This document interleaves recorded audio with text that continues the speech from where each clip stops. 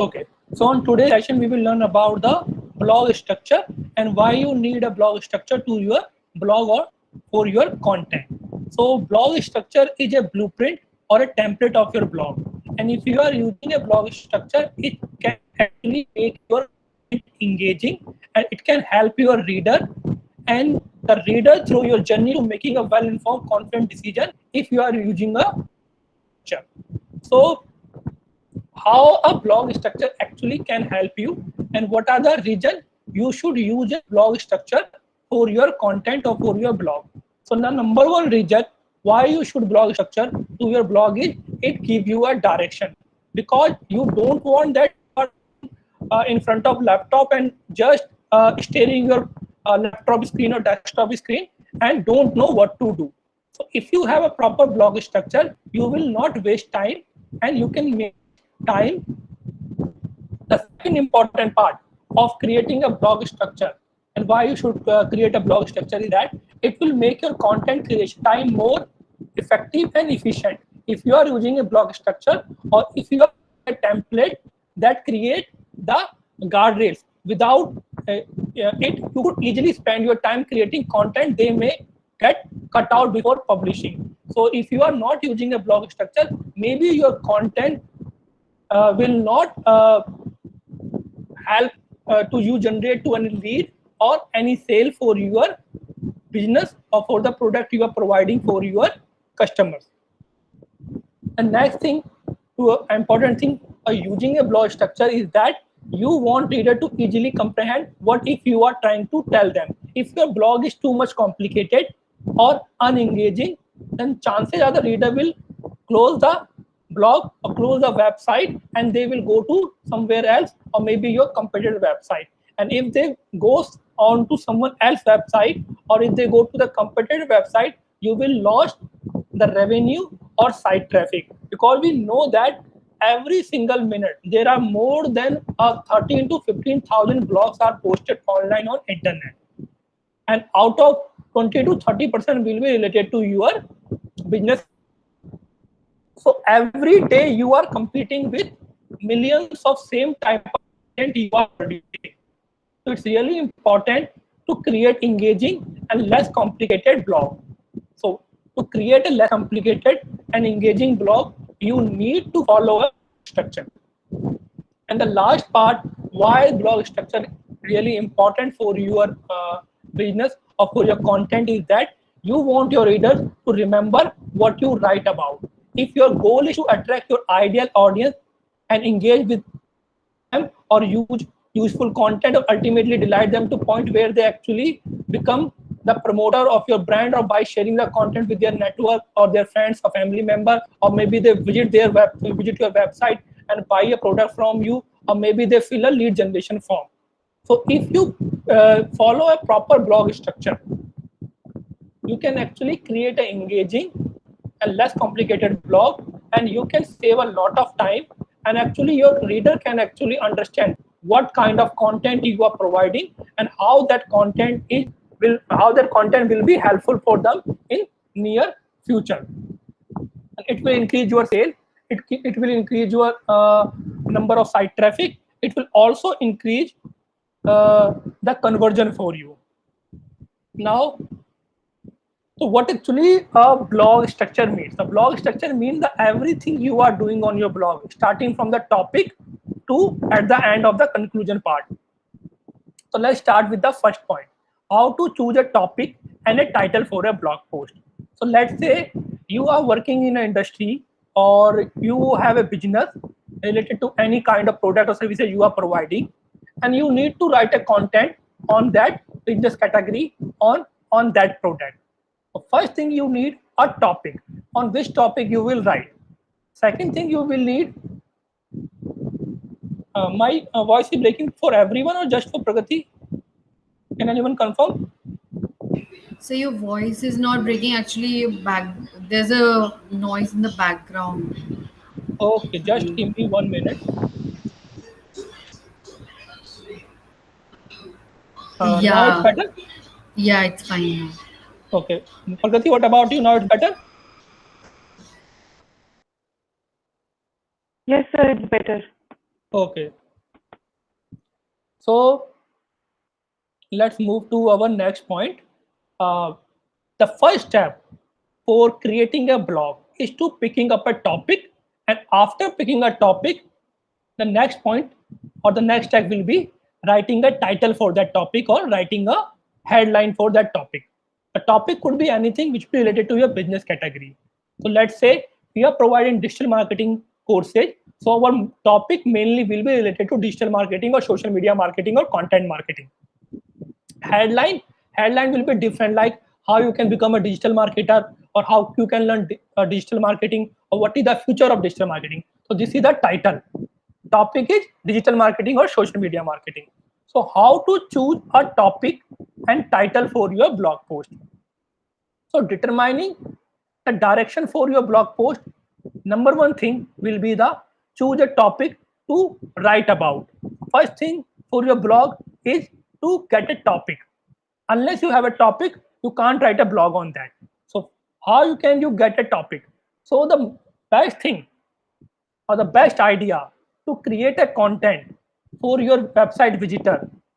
So you have to write a content which is educational content or information content. If you see on the blogs, the successful blog, you will find out 90 to 95 of the bloggers are providing educational content. It's not like that key you are a business owner or industry owner and you will write about your industry or about your product. If you write about your product or about your industry or about a business category, it will look like a sales copy. And website visitors or the readers are not here to read a sales copy. They are here to get us some information from your content, and they can get quality information from your content only when your content is a educational content. So the first thing to determine a topic for your blog will be at a high level write a educational content. That is the first thing. So whenever you going for a content part and you are just confusing what will be my topic, so remember that 95% of your content will be educational purpose or information purpose. Second point, to understand about the topic or how to get a topic idea for your blog is put yourself in the shoes of a buyer persona. Those who are your potential customer or those who are your audiences, understanding their buyer persona, and buyer persona means their age, their demographics, their gender, their location, their interest, their behavior, or their income group. So that information comes under the buyer persona. So put yourself in their shoes and think about what kind of content they are actually looking on internet and what kind of content they are searching, what kind of answer they are looking on internet, what kind of problem they have, what kind of question they are asking on the forum, and that how you can get a topic for your content. And I earlier on a gesture lecture I gave you an example of a Quora.com or search engine by using a autofill, or people may also ask that. So ask yourself as a customer what kind of content they are searching or what kind of problem they are facing and what kind of answer they are looking on search engine. And the next part, write about your industry, not about yourself. Again, I'm repeating that thing. If you're writing about yourself, it will look like you are creating a sales copy. You are trying to sell something. If you write about your industry, it will become informational and educational for everyone. And you will generate higher engagement for your content, whether it's a blog or a video. And if I'm saying that write about your industry, that means write about digital marketing, the future of digital marketing, social media marketing, content marketing, or the opportunity in digital marketing. Not about the pre-certification course in digital marketing or the best course in digital marketing in Delhi, or how you can enroll for a digital marketing course. Not this. Write about your industry. That means the product category you are providing or the service you are providing. Write for that service, because people are looking to enroll or buy that product or buy that service. They're not actually looking to buy that service from you. They are looking to buy it from anyone. So you have to create a content which is educational, informational, as well as think about the buyer persona and write for your industry, not for yourself.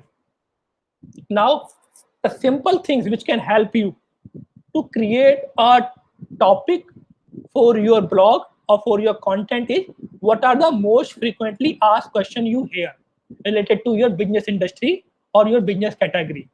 So if you are selling a shoe, let's say you are selling a sportswear shoe, so what are the frequently asked questions people are asking regarding a sportswear shoe? If you are providing digital marketing services or digital marketing courses, so what are the question people asking on internet or on their friend circle or with their family members regarding digital marketing? If you are providing something related to fashion or finance or real estate, so what are the questions people are asking? So that's the first thing you can get an idea about your topic. The more question people are asking on a certain topic or a certain question they have, you can choose it as a topic, because more the people are asking that question, higher the website traffic you can divert on your blog. The second thing, what do your prospect and your customer need help with? Every prospect and every customer have a problem. That's why they are coming to Google and searching the answer of that problem. So now, what do our prospect and customer need help with? So what kind of problem they have? If you find out if this is the problem they are facing, you can create a content answering the answer of that problem. Like most of the digital marketers, those who are really interested in learning digital marketing, they are worried about the future of digital marketing and how digital marketing is really hard or easy, and what kind of things they need to prepare before enrolling for digital marketing course. They need some kind of a scientific degree, or maybe they need a graduation. So these kind of the problems person or customers have regarding my industry. So I will create a content answering that problems or those questions. The third one is, what do you wish people knew about your industry? Not every time you will target those who are interested in your product. Sometimes you will create awareness about your product too, especially when you are launching something new. If you are launching something new, obviously there is no market for that product or service, because it's a new product. And when it's a new product and there is no market and no audience for that product, so you really want to aware your audience about the importance of that product and how that product can make their life or their journey easy. So you need to know, and your customer need to know, how actually your product is necessary for them. And for that kind of things, we write blogs on awareness, or we conduct webinars.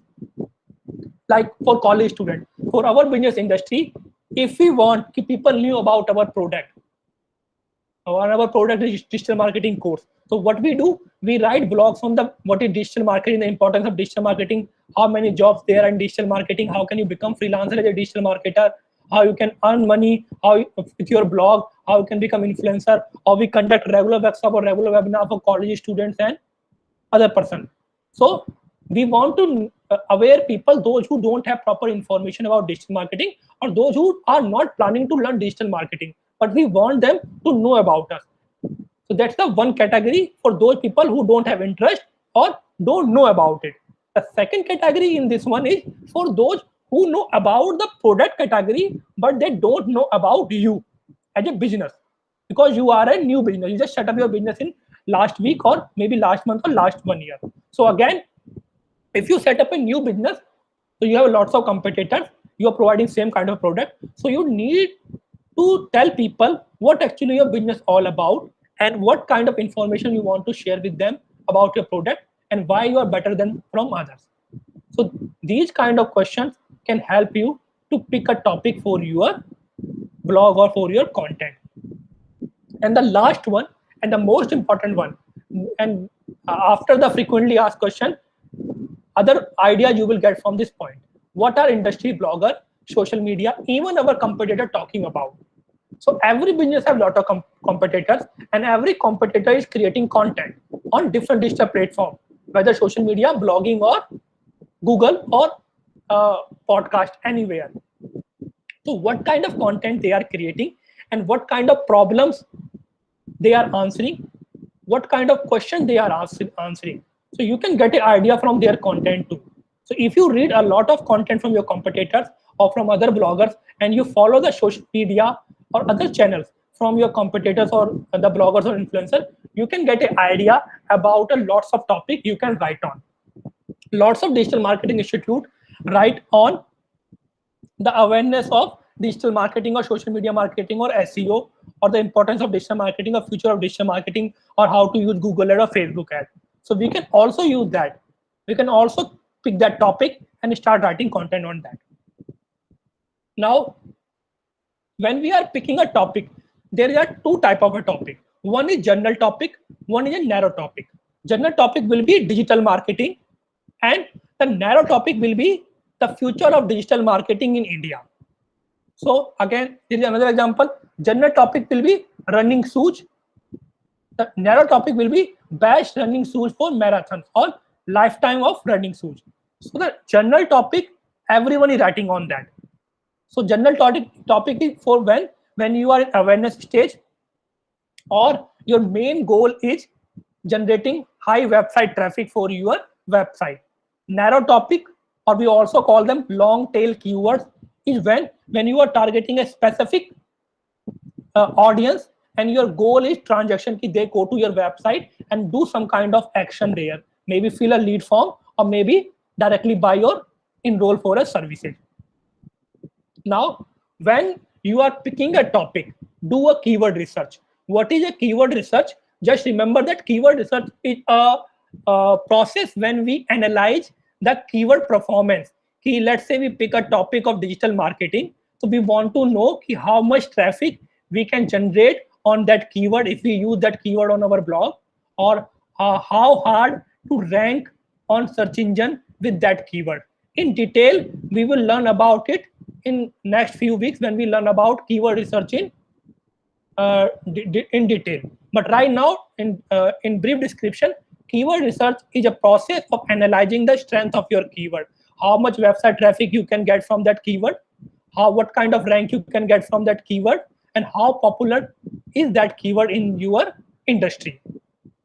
So after picking the keyword or topic for your business, you will do a keyword research on that. And there are lots of tool layers like SEMrush keyword analysis, or Moz, Ahrefs, and the most famous one is Answer the Public. You can do analysis of your keyword on those tools. And again, we will learn those tools later part when we learn about keyword research. Now, always focus on long tail keyword per post. So what is long tail keyword? Long tail keyword are the narrow keyword. These are the long tail keyword, narrow topics. Narrow topics, long tail keywords are the keywords which have more than 2 to 3 words.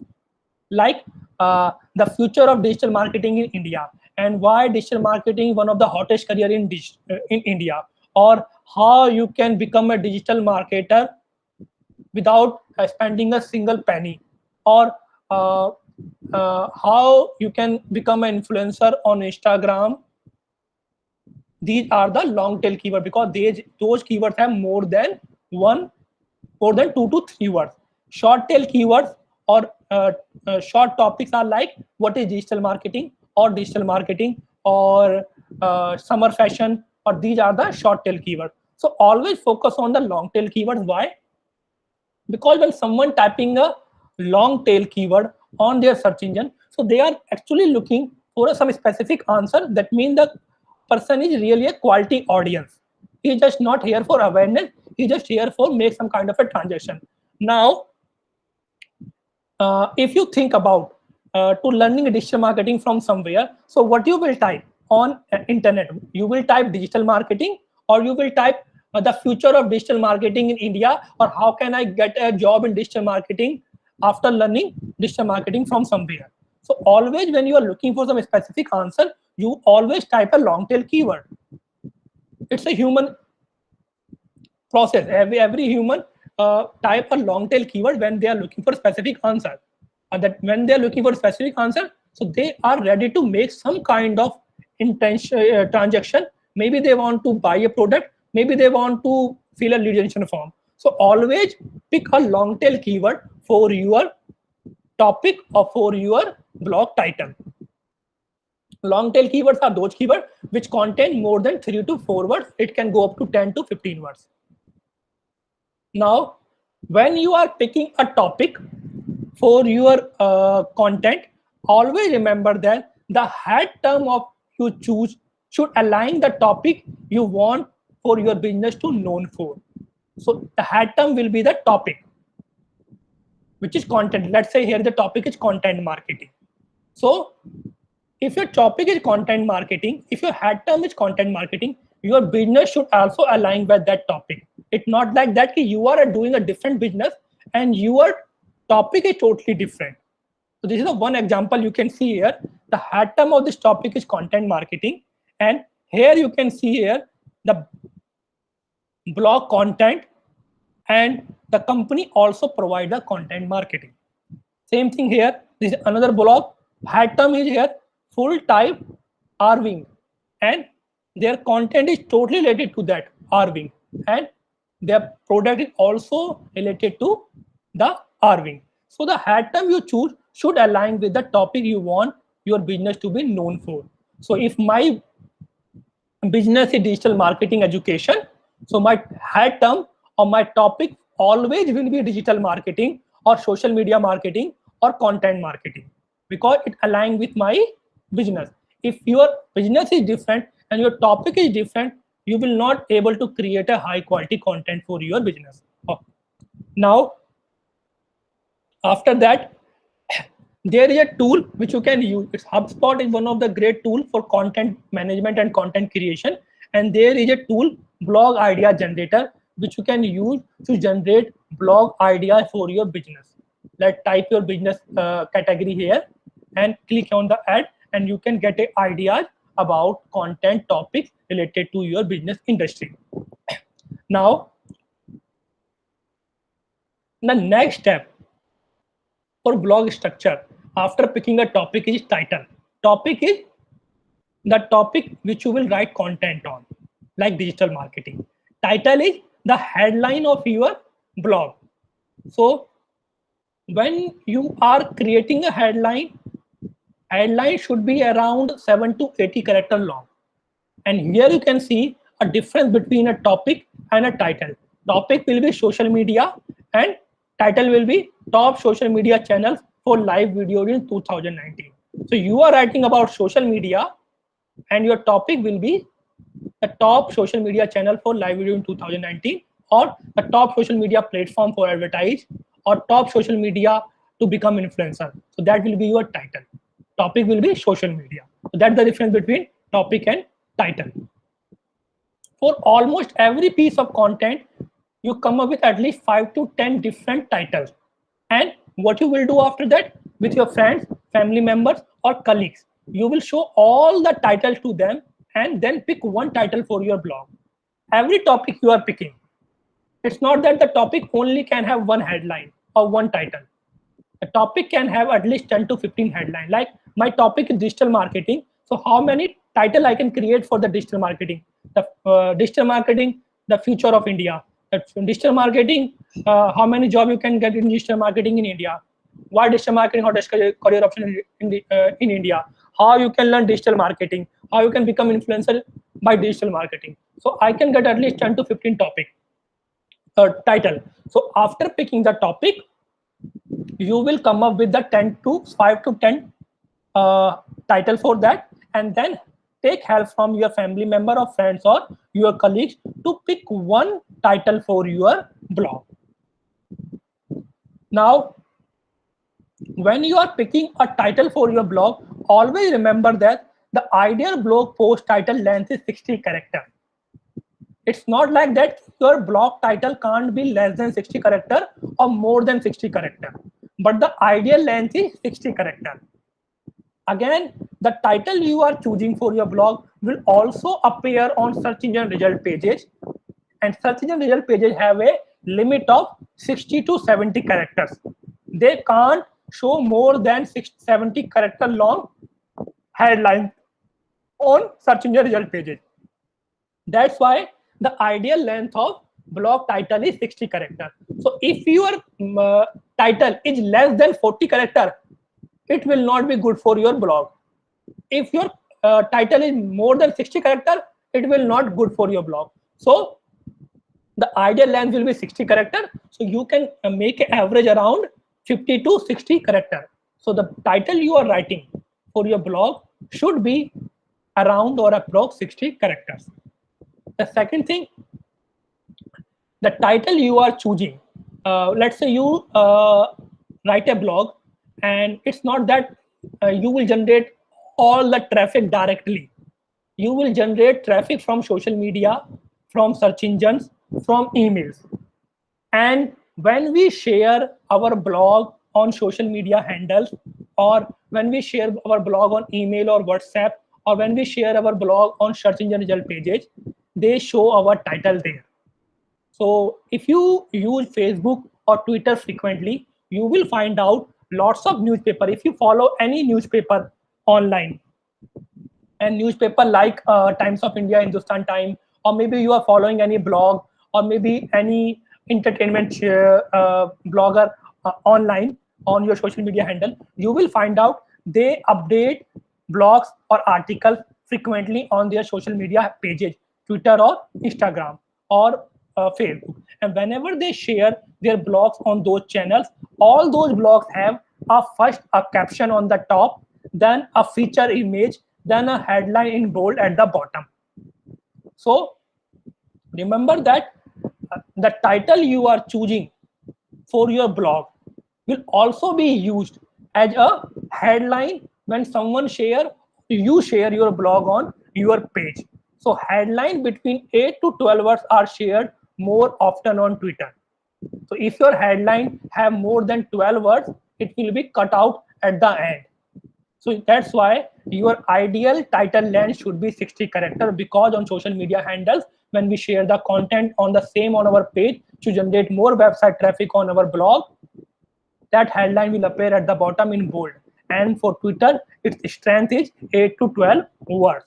On Facebook, you can post a headline up to 12 to 14 characters. So if you share your blog on Facebook page, you can write up to 12 to 14 words in your headline.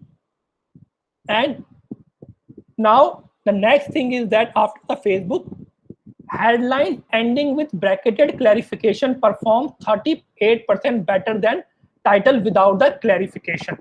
Most of the time we write on a topic which are really complex, and we don't clarify them on the title part.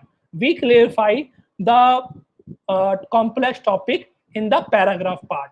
So that is not a good option for a well-structured blog. So let's say my topic is data visualization. This is my topic and this is my headline. So what I will do, I will write in the headline data visualization space dash space, then I will define the data visualization, or I will define the goal or topic of my blog in at least 4 to 5 words. So if your content like search engine optimization or search engine marketing, it's a really complex topic. Not everyone will understand what is search engine optimization unless they know about digital marketing. So if I want to know about search engine optimization, so what I will type search engine optimization dash, and I will mention generate quality and quantity traffic for your website, or I will type rank your website higher on search engine. So in the bracketed column, or maybe by using a dash sign, if you are clearing your headline in simple words in the title part, you will generate 38% more website traffic for your blog. So that's the first part of writing a headline. That means your headline should be at least approx 60 characters. If you are sharing your headline on social media pages with a feature image, then it can't be more than 8 to 12 words. Your headline, if have a bracketed section with clarification, it can perform 30% better than without the clarification. If you want to see how your tagline or title tag will appear on search engine result pages, so you can choose a tool, and tool name is Moz Title Tag Preview, and we will learn about it when we learn about search engine optimization. I will show you how you can preview your headline before publishing it. So how your headline will appear or search engine result pages, you can actually that tool to know that if I type this headline and my headline will appear like this. So So headline will be look like this. If you can see here in this blue word, it was the best of the time, it was the roast of the time, it was the. So after that, they cropped out the headline. So your headline will appear like this on the search engine result pages. And to before publish it, if you want to check the preview, you can use a tool of Moz or SEMrush or Ahrefs. That's a headline. This is a headline. That's the headline will look like on search engine result pages. Data visualization one-on-one, how to choose the right chart or graph for. So you can see a data visualization is here a really hard term or hard word. So to get more engagement on their blog, what they are doing, they are clarifying the statement on the headline part by this, how to choose the right chart or graph. And because the ideal headline should have only 60 characters, so you can find out that after 60 characters it is cropped out on search and result pages. And when you share it on social media pages, now count how many words are there: 1 2 3 4 5 6 7 8 9 10 11 12. So probably on Facebook it will be till the graph 4, on Twitter it will be till right chart. So try to write a headline within 8 to 12 words and within a limit of 60 characters. If you don't want to cut out your headline from the last section on social media pages or for search engine. So this is an example of a headline on search engine result pages.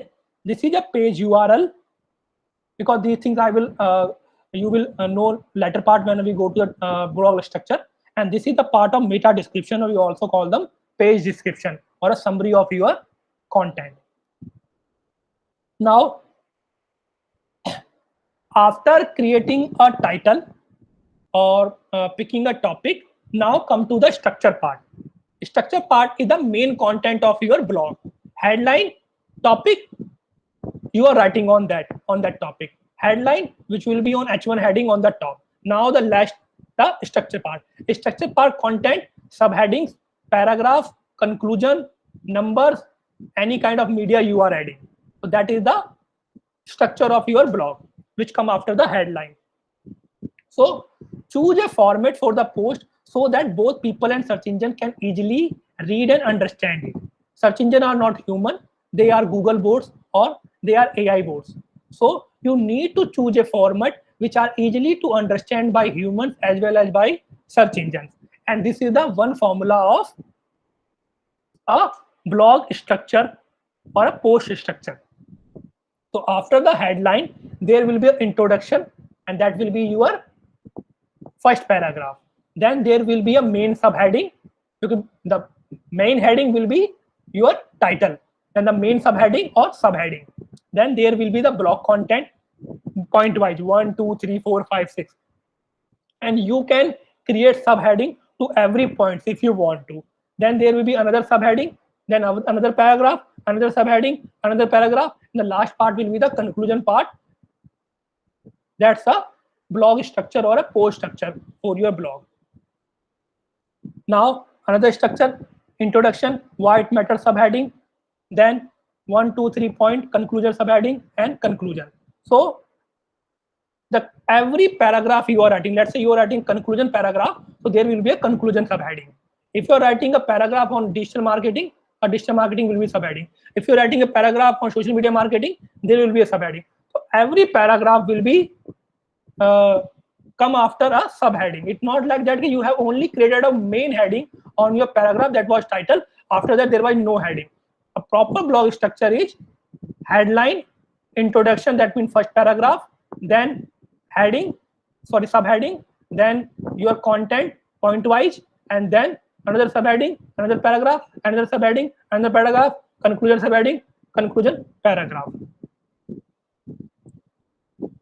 Now, when you are writing an intro, because if you see after the headline part, the first thing is introduction. That means your first paragraph. This is the first paragraph from here to here. This is an example of a introduction. Or so when you are writing an introduction, making captivating, and making captivating means try to make it engaging, try to make it interacting, try to use some facts, some humor, some trends, because most of the bloggers or most of the audiences close a blog after reading one paragraph if they don't find it interesting. So all the humor, all the information, all the fact which you can think, engage your customer, use it on the first paragraph. If you lose the reader in the first few paragraphs or even in few sentences, they will stop reading it. So always remember the main part of your blog after the headline or after the title is your introduction part. So make your introduction short, at least 4 to 5 lines maximum, and try to make it captivating. Try to use some humor, try to use some insight, try to use some fact, try to use some trends which are trending right now on the real time to make it more captivating. If you read the first few lines of this blog, you will find out you want to keep reading it. So I will send you this blog about digital marketing later. Now, after the title, topic, and the introduction part, come to the character limit of blog. The blog you earlier wrote on your website are at least around 500 to 700 words, but that is not an ideal length of a blog. Your blog should have around roughly 2000 words or maybe 2000 words. According to HubSpot survey, 2000 words are the right character limit for a blog. But some search engine like SEMrush or Ahrefs have a limit of 2000. They say there is approximate 2000. So there is around 2000 to 2100 is the limit of character. But it's not like that. You can't write more than 2000 words or you can't write a blog of 500 to 700 words. If you are not good in with a long stories, write a short blog. It's okay. But if you are good with long stories or long blogs, always write a blog within a limit of 2100 character. Now, when you are writing a blog in the introduction part or the throughout the content, the 2100 character you are using to write your blog, always you have to use these formatting practices. Number one is mention your keyword at a normal cadence throughout the body of your post. And throughout the body of the post means in the first paragraph, which is introduction one, in the subheading, in the subparagraph, then other subparagraph or other subparagraph or conclusion or in the points. So always use the keywords you are targeting throughout the blog and don't try to unnecessarily stuff the keyword. So when we are saying you have to use a keyword throughout your blog content and your keyword is the topic you are writing on. So what you can do, you have to use it in some manner it makes sense and it don't look like that you are stuffing that keyword unnecessary. So if you want to use the same keyword more and you don't want to show that you are stuffing the keyword, so what you can do, you can go with synonyms. Every word have a synonym. So what you can do, you can choose a synonym of same word if you want to use it more than 2 or 3 times on your blog. If you use it again and again, it will look like you are stuffing the same keyword again and again, and it will not look visually or it will not look good, and your audience will read your blog. Now, include your keyword in your copy, but only in a natural or reader-friendly way that I already discussed with you. If you are not unnecessary or if you are stuffing it, it will not look good for your blog. Consider writing synonym for your keyword as opposed to keyword stuffing. So if you think you need to use the keyword again and again in your content, so try to find a synonym of that keyword from Google or from the dictionary part. Now, this is a blog on digital nomad. So now this keyword is digital nomad. So this person need to add digital nomad on their blog. So how many times he is using it? 1, 2, 3, 4, 5, 6. 6 times he is using it. So it looks like he is stuffing the keyword. So what he can do, he can go with the synonym of that same word. Like here, if you see, instead of digital nomad, he is using now remote worker. So remote also work used for digital. So that's how you can go with a synonym if you want to use same keyword more than 2 to 3 times. Otherwise, it will look like you are stuffing the keyword again and again in your content. Now, After the second part, the keyword stuffing or using the keyword throughout your content, white space is your friend. Again, I will go to all four of your blogs. I read your blog, I analyze your blog. Content was okay, but the format and the blog structure was not okay. You haven't used a white space.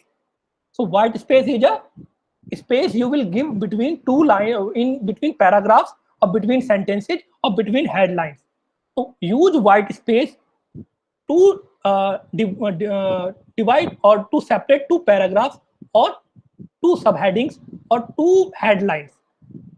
So white space allows the visitor to focus on the content, not on the clutter. So if your content is like really dense, so it will not become engaging. So if you are writing 7 to 8 line long paragraph, and 7 to 8 line long paragraph become really dense, and if someone see a 7 to 8 line long line long paragraph, he will not read it. He will say, oh, it's really long, I want, he will close the window and he will go to another blog. But if you break down that 9 to 10 line paragraph into 3 to 4 paragraph, which will look like a really short paragraph, and they will find it really easy to read it. So use the white space as much as possible in your content to give your blog a visually good look, to generate more engagement. Use subheader and bullets or number list. Every paragraph you are writing, and your paragraph can't be long than 3 or 4 lines. That maximum 2 or 3, not even 4. After 3 lines, you will create a subheading and then create a subparagraph. Or if you are not want to create a subheading or subparagraph, you can use bullet or number list. And the bullet or number list you are using, every point have at least 1 or 2 line maximum, not more than that. After 2 line, you will create another number or another bullet. So remember that after every paragraph, your paragraph length should be maximum 3 or in some case 4. After that, you will use subheadings or bullets or number to divide your content in small sections like this. You can see here H2 heading, H3 heading. It depends upon the size of a text format. So this is H21. You can see here, this is a heading. Then they give a white space here. Then they write another paragraph of 2 line only. Then they create a bullet of 1 line, 2 line, 3 line, a single line bullet. Same thing here, another subheading, and then another white space, and then a 2 line paragraph. So that you have to do. Every paragraph you are writing will come up with a subheading, and every paragraph should have at least 2 or 3 maximum line, not more than that. Otherwise, it become more dense, and dense content will never get engagement from audience. The next important thing is bold important text, and that you already know about. If you in your college life you create some kind of presentation or some kind of a thesis or some kind of report you prepared in your college life or student life, you are familiar with that. All the important things about our blog or all the important content of our blog, we will bold it like this. This is an important line, so they make it bold. But it's not like that. There are lots of important content, so you start bolding out after every single line some text. No, you will bold 2 to 3 words or maybe one sentence in one paragraph, or maybe 2 to 3 words of one sentence in 2 to 3 paragraphs. It's not like that you are start bolding every single paragraph and around 8 to 9 words in one paragraph, and every paragraph have some kind of bold text. It will not look visually good. So consider only bolding one sentence per paragraph, and possibly just bolding one sentence after every few paragraphs. And the sentence you are bolding should be the important point of your content, which you want your audience to focus more. The next practice for blog structure is using the forms of visual and multimedia.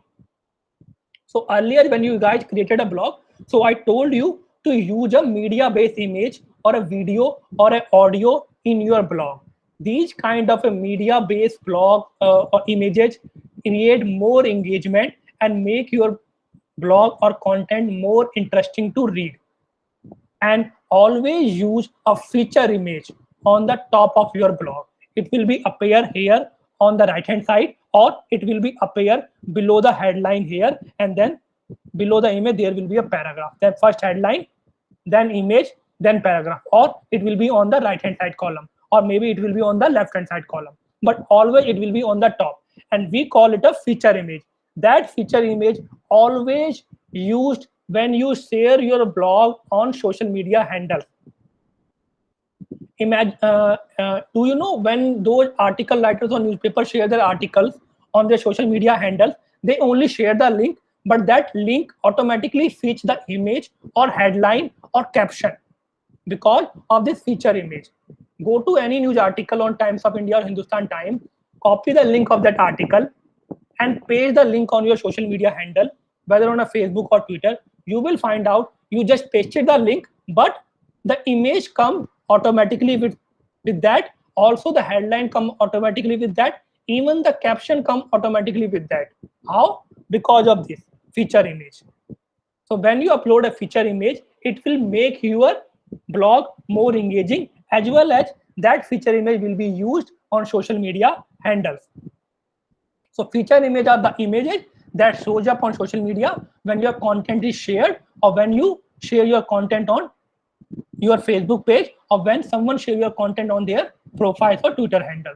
So that image will appear there. So it's really important for you.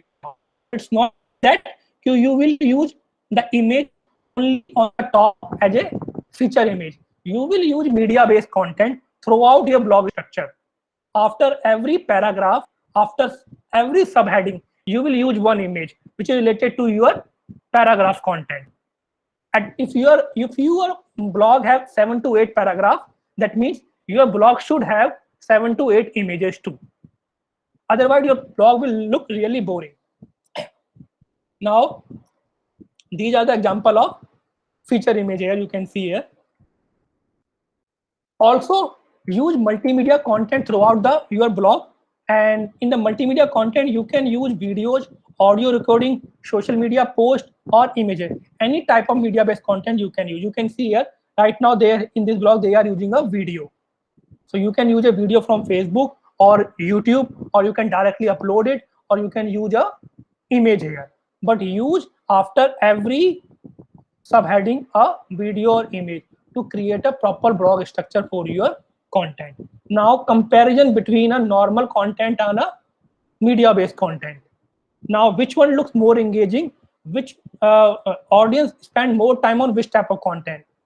You don't need to think twice. You know that on the first content you will get more engagement because it's looking much better as compared to the second one, all because of the media based content they are using throughout the content after every subheading and after every sub paragraph. Now the last and most important one is don't forget the mobile. So 95% traffic come from mobile devices. So it's really important for you to optimize your blog for mobile devices. Create a blog which is responsive, same like the website we created. When we were creating a website earlier, I told you guys you need to create a responsive website. And responsive website is a website which automatically adjusts itself on different screen sizes. Same thing with the blog. You need to create a blog which automatically adjusts itself on mobile devices, because 95% traffic on your blog you will receive from mobile devices. Mobile users consume more than 2 times in the minutes online compared to a desktop computer. So this is a comparison of a mobile and desktop view of a blog, and you can see it automatically optimized depend upon the screen size. Earlier you can see here it was image and the text part was overlaying the image, but now image is like this and then there is a text part. So you have to optimize your blog for mobile devices. And how to optimize your blog for mobile devices, you don't need to worry about that. If your website is optimized for mobile devices, then your blogs are automatically optimized for mobile devices. But remember that before publishing your blog, always check the mobile version of your blog before publishing it. Maybe you need to make some changes on a mobile version. Maybe you need to adjust the image. maybe you need to adjust the size of a title tag, maybe you adjust the sharing button, maybe you adjust the call to action button. So it's possible कि on mobile version your blog will look totally different. So before publishing it, you will see the mobile version of your blog on your website. Now, after the title tag or topic or the structure of your blog, now come to the optimization part of your blog. Optimization, it means creating your content and optimizing your content so that it can generate more traffic or more engagement from audience. So that is the optimization, but making it really customer friendly or search engine friendly. That is optimizing your blog. So now we are optimizing our blog for our human audience, and we are optimizing our blog for our search engines like Google and Yahoo. So the first part of optimizing your blog is creating a URL. So URL is a page URL. That means the blog URL. Every, like your domain www.idmdelhi.com. So the URL will be www.idmdelhi.com/blog/digital marketing. That will be the URL of your blog. The URL you shared with me to check your blog. That is the URL. Earlier, the URL you shared with me was a normal URL, automatic created by a website. But if you are optimizing your blog for search engines for humans, you will also optimize your URL. So whenever you optimize your URL, always use the keyword on your URL, and the keyword will be which the topic you are writing on in the URL. Also try to short your URL. URL can't be long than 10 to 15 words. URL should have at least 7 to 8 word maximum. So try to shorten your URL. Also try to use the keyword in your URL, or never use a numerical value on your keyword. Sorry, numerical value in your URL or any date or time in your URL. Don't include any number in the URL like your year or steps. Why? Because most of the time we update our content on our website, and we also update our blogs frequently. If we want to add something extra on our blog after publishing it, so we update it. So when you update your blog and your blog is URL is with year or time or day, the URL will change. Earlier the URL was something like June 2021, but you updated it, it will become July 2021. So the earlier URL was, which was June 21, that will show a 310 redirect, a permanent redirect from the URL to another one. That way it will show an error that URL not exist, and that means it will divert the traffic to the new URL you created. And search engine don't like that.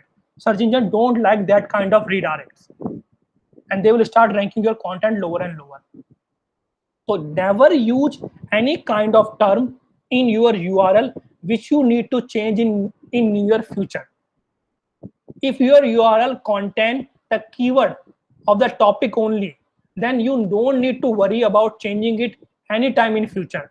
But if your URL contains some kind of a numerical value like a day or month or year or something other than that, so you need to update your URL again and again. And when you update it, the previous URL will be dead, and the traffic from the previous URL will be go to a new URL, and that will be done by a redirect. And search engine don't like these kind of redirects.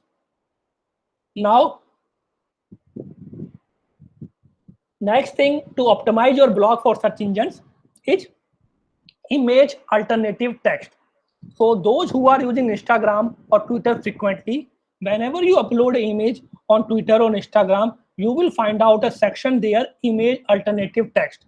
They ask you to put an image alternative text on the image. Try it after this lecture.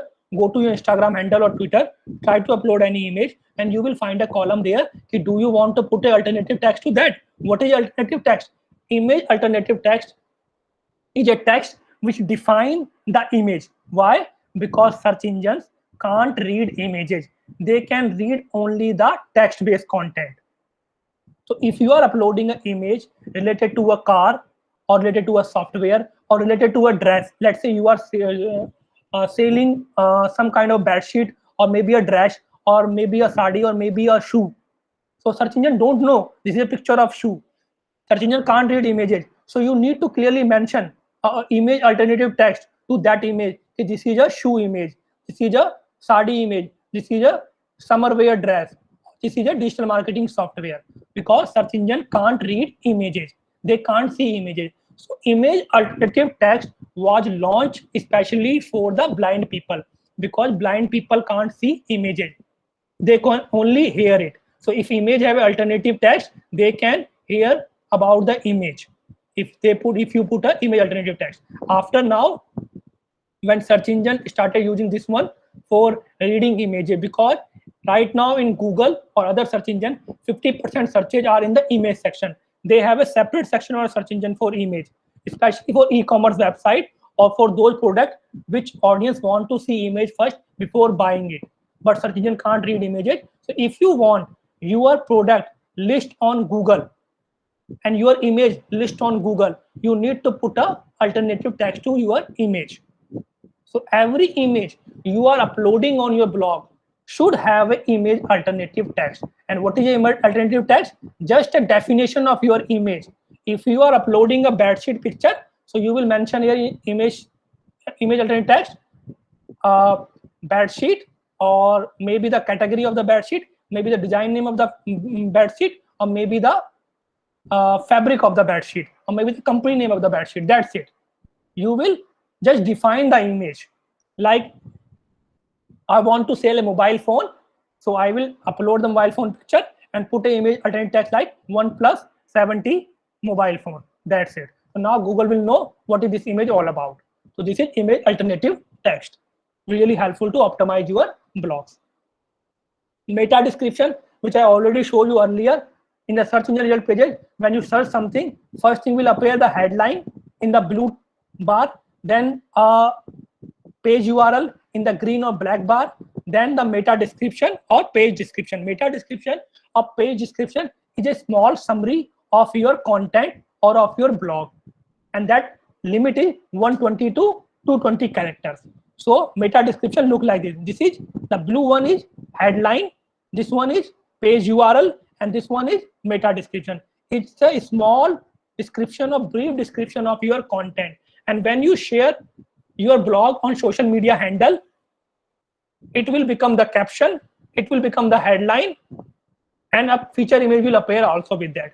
When you share it on search engine pages, it will become meta description or page description, and below the URL will appear there. And the limit of meta description is 150 to 160. We will learn more about it in the search engine optimization time. But I am telling you right now this because it's a process of optimizing your blog.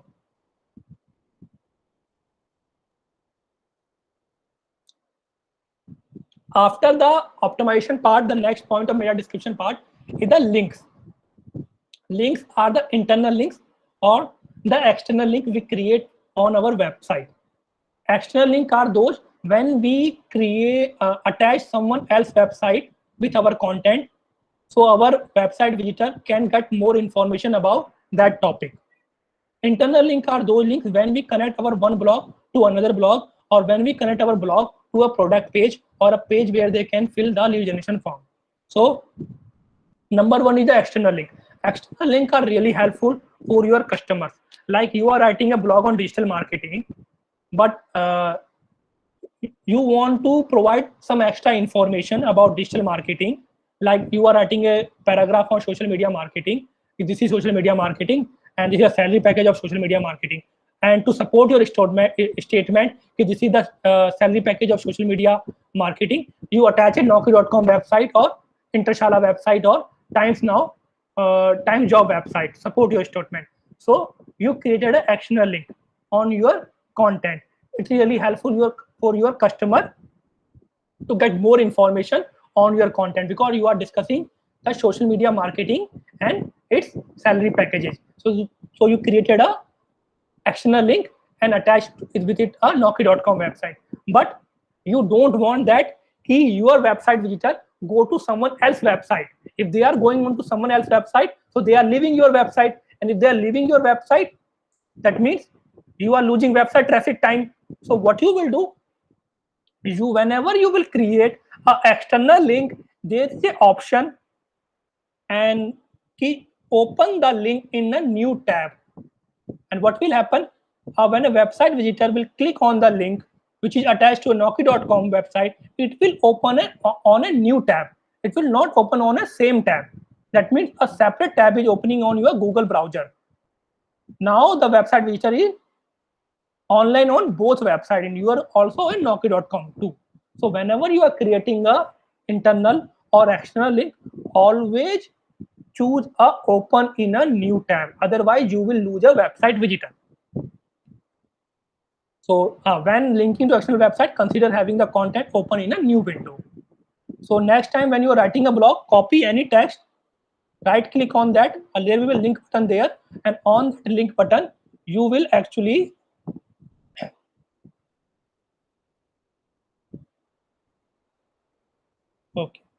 okay. So click on the link button, type the link of that website, and click on the open in a new window. The second part of creating a link is link to other helpful blog on your site. So let's say you are writing a blog on social media marketing, and there is another blog define a term in more briefly or more in better way. So what you will do, you will choose that term and create an internal link and attach that term to a new blog. So that will help you to divert the website traffic from one blog page to another blog page of your website. Or what you can do, you can create some kind of call to action button on your website and attach that call to action button to a separate page of your website where you are providing some kind of a product or providing some kind of a services. So that's how you can create internal or external link to optimize your website content. The third one is link to content on your site that support conversation.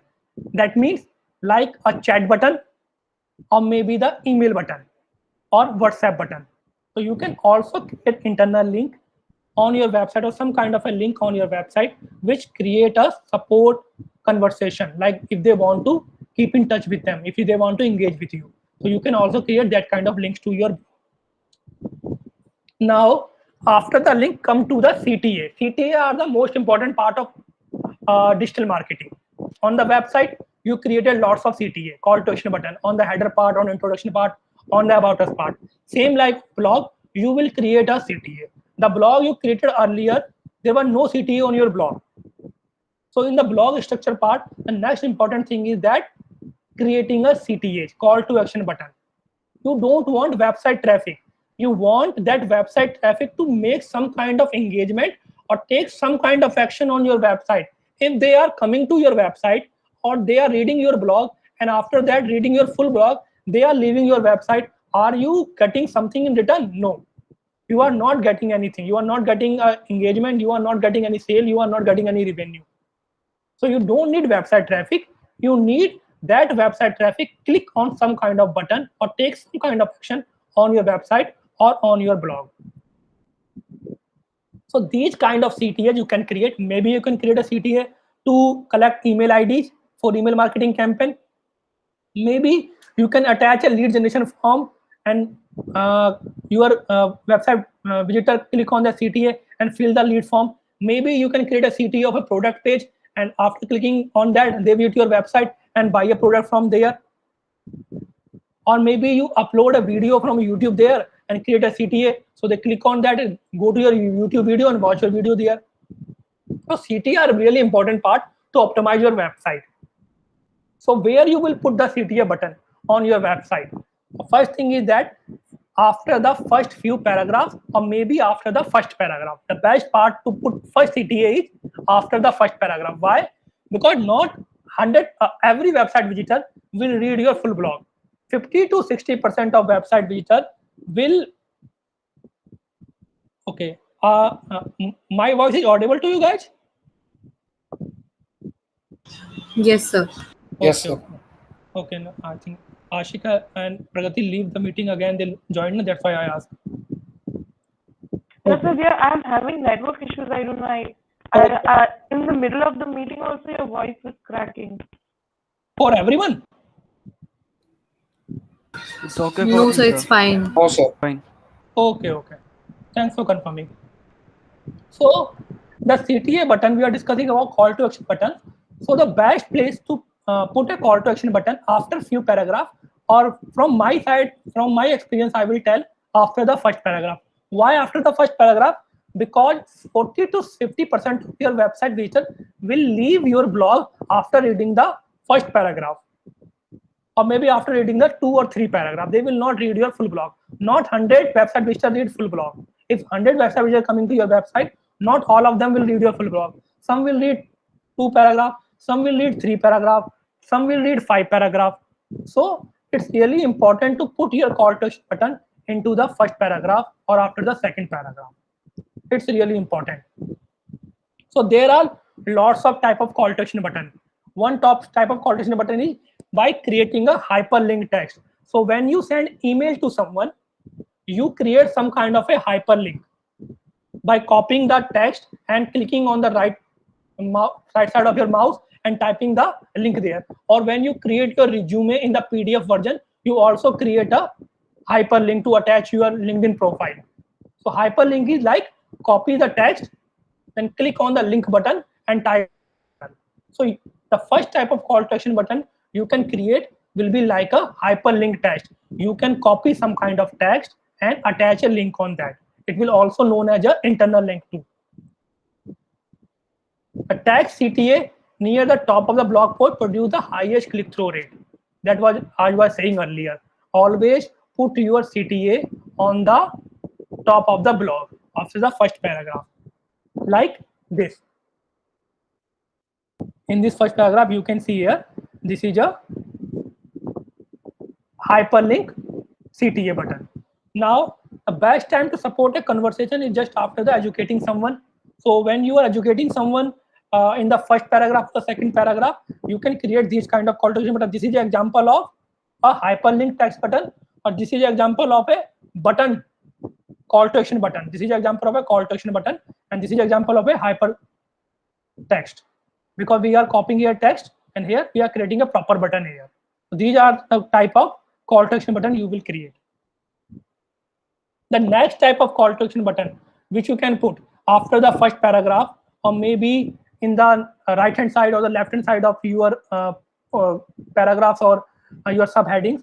The next will be end of the each post, and the end of the each post, like at the end of the post here at the bottom, like download now. If you are providing some kind of a freebie, as I told you, to collect email ID from someone, you need to provide some kind of a freebie.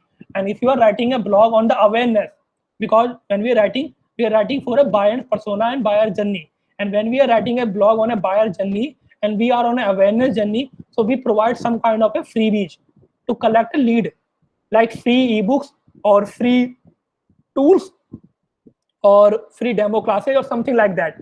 So we can create download an ebook, or book a demo class, or get free template.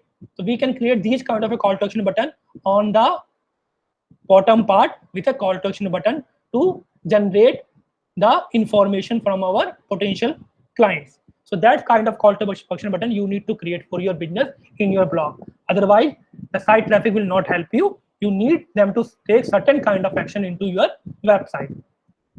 And the next one is pop-up. Pop-up means those will appear like a pop-up, like light boxes you created on your website. You can create this kind of a call to action button into your blog. Lots of bloggers using these kind of a call to action button. Whenever you open their blog, after 2 minutes or 3 minutes, a pop-up will appear. Sometimes the pop-up appear after 10 seconds. Sometimes they appear after 2 minutes, because they set a trigger there. And on that pop-up, they ask you to fill their email IDs or provide their phone numbers or name, so they can generate a lead from you. So you can also create these kind of a call to action button too. And these are the example of a pop-up. So you can create a pop-up like a chat one, or maybe a pop-up to collect email ID, maybe a pop-up to provide some kind of a freebie. So chatbot is a really important part in the blogging section, but it's only used by the big multinational companies. Those who are writing lots of blog daily on a daily basis for their business, they use chatbot on their blogs to generate leads, because after the reading the blog, they send a message, automatic messages on the chat boxes like that. Do you like our blog? Do you want to know more? Do you want to enroll for our services? And most of the time, people engage with chat boxes. So you can create that kind of chatbot on your blog too to optimize. If you are have a lots of audiences and you are writing lots of blog frequently, and that's an example of a chatbot. Now, after the topic, title, and body structure and optimizing the blog content part, now come to the effective writing. Because you know the title, you know the headline, you know the structure. Now you have to write it. Not everyone is really good in writing. Even the best of the writers are find most difficult times in the writing. So even you are professional writer, writing is really hard. So what you can do, you can write a draft for your blog first on a MS Office, MS Word, or Google document before actually writing a proper blog on website. Just write the first draft of your blog on MS Word or MS Doc or any other software you are using, because first drafts are always sloppy. They are not a final copy. That's why we call them a first draft, not a final draft.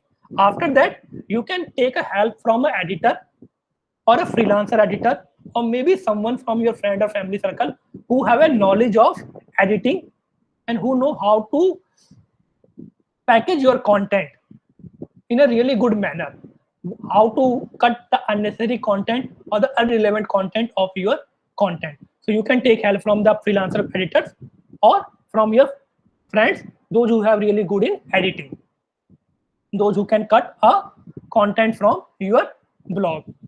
Now, after you are writing a first copy of your blog, always use the contractions. What are the contractions? So the next few things we will learn about today are related to English grammar or English written communication. So we are learning English from our childhood. So most of the things you have learned in your childhood in the 7th, 8th, or 9th class, maybe you forget about it. So if you forget about it, start reading it again, because you will use these kind of things in your near future in digital marketing campaign. What are the contractions? What are the transition words? What are the conjunctions? What are the active and passive voices? You will use these kind of things in your blog and in your content. So we will start with the contractions. Contractions help you to sound more conventional. Contraction like do not ko we write don't, or will not ko we write won't, not ko we write isn't. So these are the contractions we use in your blog. If you use contraction in your blog, it will look more conventional or more engaging, and you will generate lots of website visitor. So these are with the contraction you can see here. Don't confuse don't, it's, that, you will, and shouldn't. So these are the contraction with contraction. Now see the sentence with contraction and see the sentence without contraction. Do not, it is, this is, you will, should not. So use contraction always. Contraction make your blog more conventional. Contraction make your content more conventional. So if you are writing it is, you will write it's. If you are writing is not, you will write isn't. If you are writing do not, you will write don't. If you are writing does not, you will write doesn't. So these kind of contraction you will use in your writing skill. That's the first thing. Second thing is write simple language. Lots of the content writers or copywriters think that if they write in difficult language, so they will able to impress more people. That's not true. Writing in a difficult language is simple, but writing in a simple language is more difficult. So always write the content in simple language. And writing in a simple language means never use big words, never use complicated or complex words, never use big sentences, never use big paragraphs. Your words can't be more than 3 to 4 characters or maximum 5 characters. Can't more than 20 words, and your paragraphs can't more than 3 sentences. So remember that your words can't more than 4 or 5 characters, your sentence can't more than 20 words and your paragraph can't more than 2 to 3 lines. If your sentences have 3 to more than 3 lines, if your sentences have more than 20 words, if your paragraph have more than 4 to 5 sentences, or if your word have more than 7 to 8 characters, it is a complex word or complex sentences, which will generate less engagement and less interaction. Now, see this one, a sentence without a simple language. The proliferation of social and digital channel have created a catalyst whereby a shift in the production method of marketers is required to connect with the audiences. Really difficult language, no one able to understand it. Even those who really good knowledge of English, maybe they find one or two word really difficult to understand. Now, read the same thing in a simple language. The increase in the number of a social and digital channel now require marketer to create content that not only platform specific but also appeal to the unique audience and its behavior on that platform. It's really simple to understand and simple to take action on that. Here, even this word or this whole sentence is really hard. So use simple language on your sentences or in your words. Now, come to the next part. Use active and passive voices. Active and passive voices are you will use because you will create lot of sentences there. Can make your visitor tired. You have to use active and passive voice in the content part. What she said, what he said, and these kind of things. So, what are the actual active and passive voices? You can go to Google and you can learn about there. Just give me 1 minute.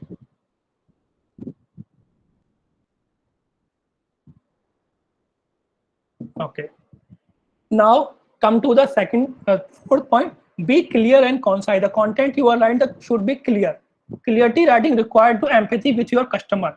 You have to some kind of emotional and psychological connection with your audiences. And if you have empathy with them, you can actually create a really engaging content for your website visitor. Like this is a sentence you can read here, which create empathy. Like our nurses step in with health and wellness advice when your mom isn't answering her phone. So it's creating some kind of emotional and psychological connection with your customer. So use that kind of empathy in your content.